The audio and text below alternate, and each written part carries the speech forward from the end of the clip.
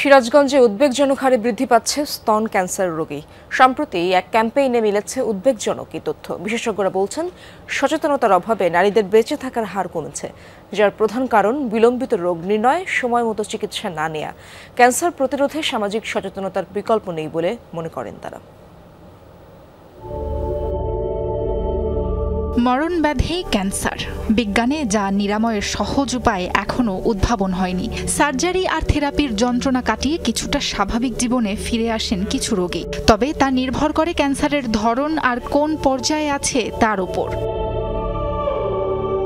দেশে প্রতি বছর প্রায় 13,000 নারী আক্রান্ত হন স্তন ক্যান্সারে।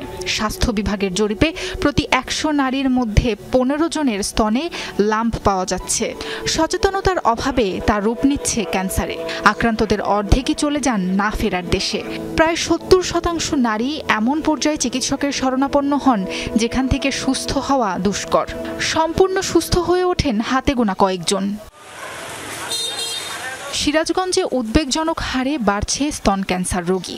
জেলার হাসপাতালগুলোতে পরীক্ষা করাতে আসা নারীদের বেশিরভাগই তৃতীয় ও চতুর্থ ধাপে ভুগছেন। চিকিৎসকরা বলছেন, আক্রান্ত নারীরা আগে থেকেই বিভিন্ন উপসর্গ দেখতে পান, তবে লজ্জা, ভয় আর সচেতনতার অভাবে প্রাথমিক পর্যায়ে চিকিৎসকের দ্বারস্থ হন না তারা।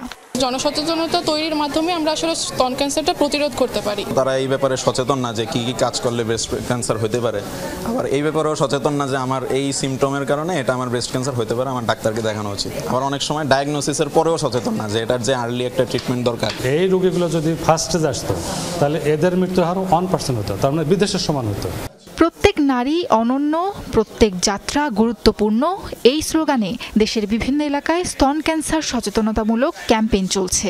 Bangladesh school of oncoplastic surgery BSOSBDর উদ্যোগে সেবা দিচ্ছেন একদল চিকিৎসক।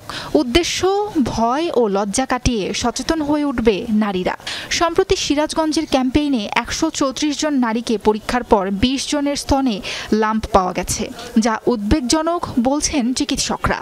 আগে জরার মুখের ক্যান্সার ছিল, ভ্যাকসিনেশন প্রোগ্রামের কারণে সেটা কমে আসছে, কিন্তু স্তন ক্যান্সারের ঝুঁকি এবং এই ক্যান্সারে যে মৃত্যুর সম্ভাবনা এটা অনেক বেশি। প্রতি 4 মিনিটে একজন মহিলা স্তন ক্যান্সারে আক্রান্ত হচ্ছে। এটা খুবই অ্যালার্মিং একটা বিষয়।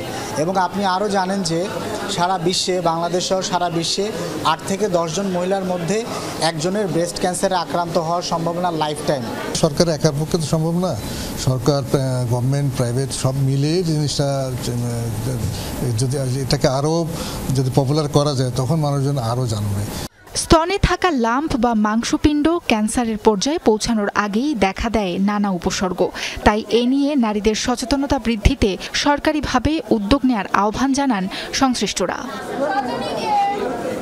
সাবরিনা লিজা, যমুনা নিউজ।